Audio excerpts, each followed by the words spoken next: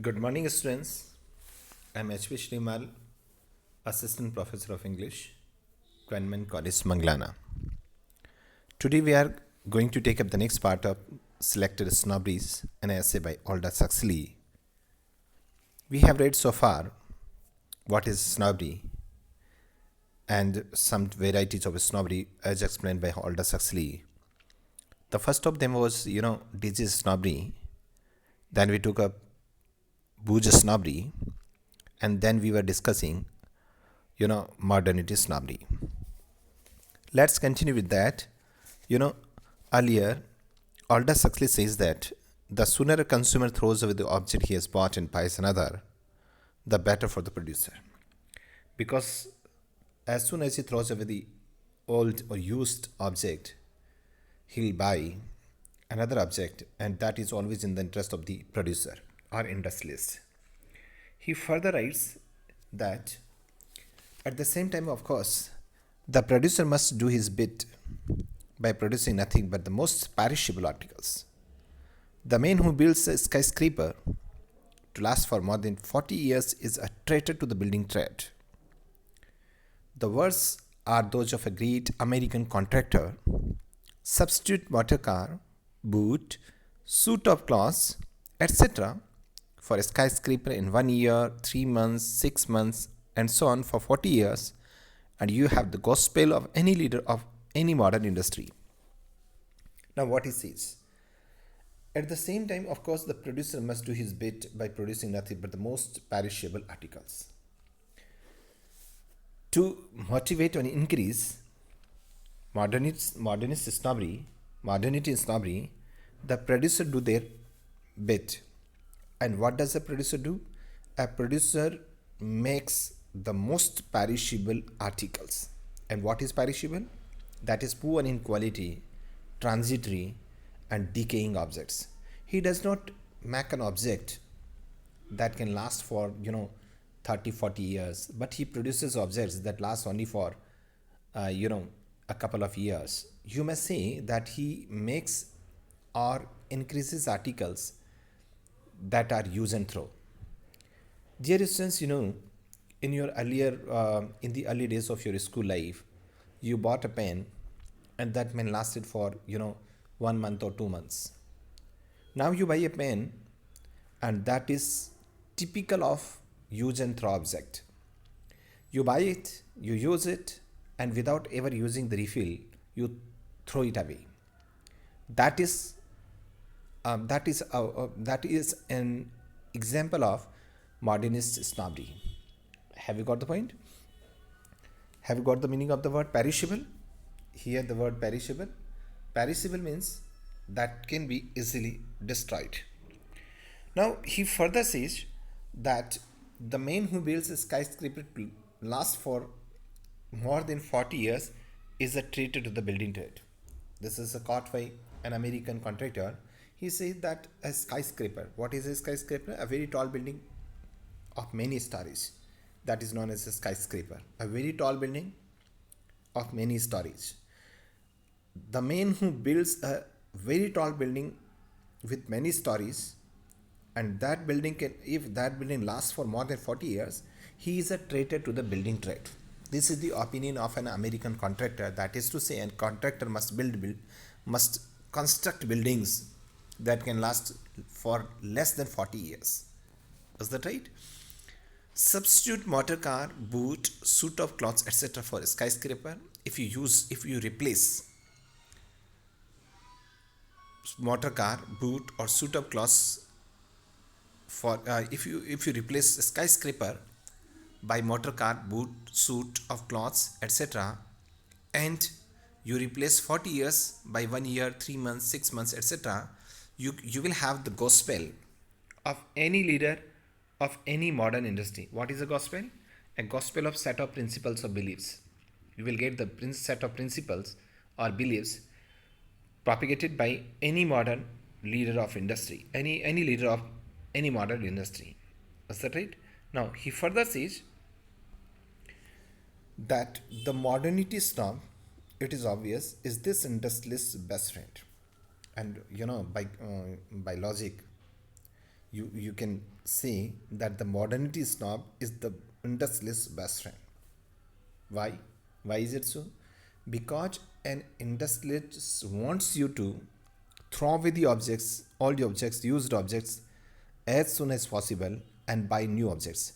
And this is what a modernity snob does. He throws away he throws away the old object and buys a new one at the earliest, and that's why he is the best friend of the modern industry. Therefore, he is the best friend of the industrialist.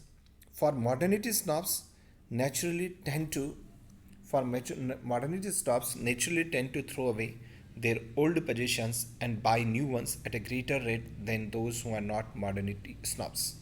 That is to say, the modernity snobs buy objects at a greater pace than in comparison to those who are not modernity snobs.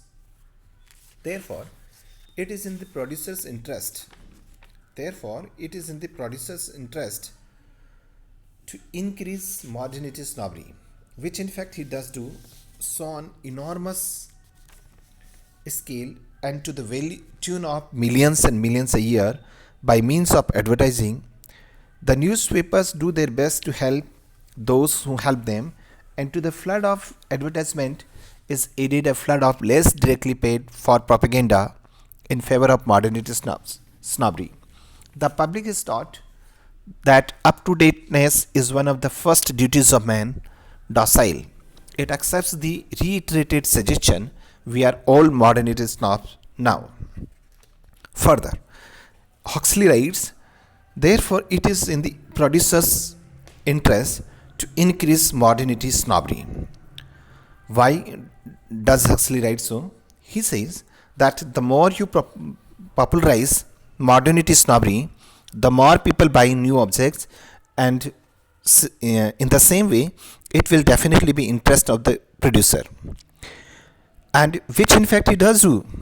The industrialist does it on an enormous scale and to the tune of millions and millions a year, and for it they spend millions and millions of dollars a year by means of advertising, or for that to promote, increase and motivate modernity snobbery.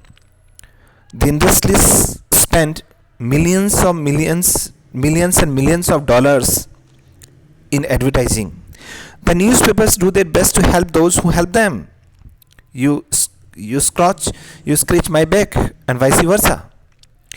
The newspapers get advertisements from the industrialists, and to promote the interest of the industrialists, newspapers publish articles in favor of modernity snobbery.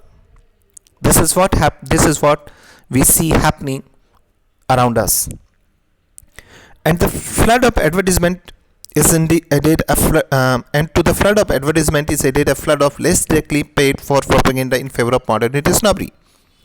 This is what we see, and Huxley is right when he says that the newspapers publish articles that propagate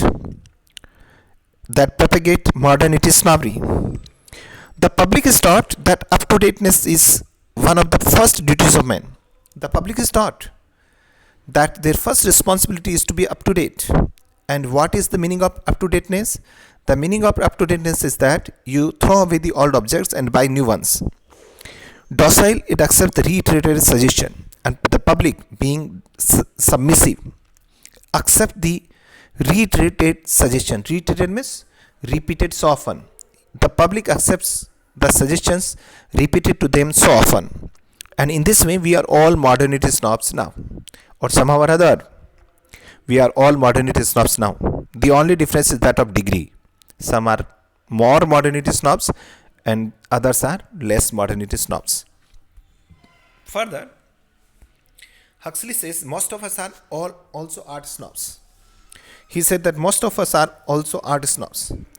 There are two varieties of art snobbery, the Platonic and the unplatonic. Platonic art snobs merely take an interest in art. Unplatonic art snobs go further and actually buy art. Platonic art snobbery is a branch of cultural snobbery. Unplatonic art snobbery is a hybrid of or mule. for it is simultaneously a subspecies of cultural snobbery and of possession snobbery. In his essay, Huxley makes a good distinction between two types of snobberies, art snobbery, that is the Platonic and the unplatonic. And how does he distinguish these two, art snobberies? He says Platonic art snobs merely means only, take an interest in art. They appreciate art, they praise art, they laud art, and they see the good values in the art. They do not buy it. This is all about Platonic art snobs. A Platonic art snob does not buy art objects, but he simply appreciates, praises, lauds an object of art. On the other hand, an unplatonic art snob go further and actually buy art. An unplatonic art snob not only appreciates art, but also he buys art. Have you got the distinction? Platonic art snob only appreciates arts. Unplatonic art snob not only appreciates, but he buys art. Is that right? He further makes the second distinction that Platonic art snobbery is a branch of culture snobbery. He said that the Platonic art snobbery is a branch of culture snobbery. On the other hand, unplatonic art snobbery is a hybrid or mule. It is the result of mixing two types of snobberies. One is culture snobbery and the other is possession snobbery. And that's why Huxley says that unplatonic art snobbery is simultaneously a subspecies of culture snobbery and of possession snobbery. Is that right? Further, he says that a collection of works of art is a collection of culture symbols. The culture symbol still carries social prestige. It is also a collection of wealth symbols, for an art of collection can represent money more effectively than a whole fleet of motor cars. He says a collection of works of art is a collection of cultural symbol. The more works of art you collect, the more cultural symbols hoard in your room. And one must, understand it pretty well that culture symbols carry with them social prestige.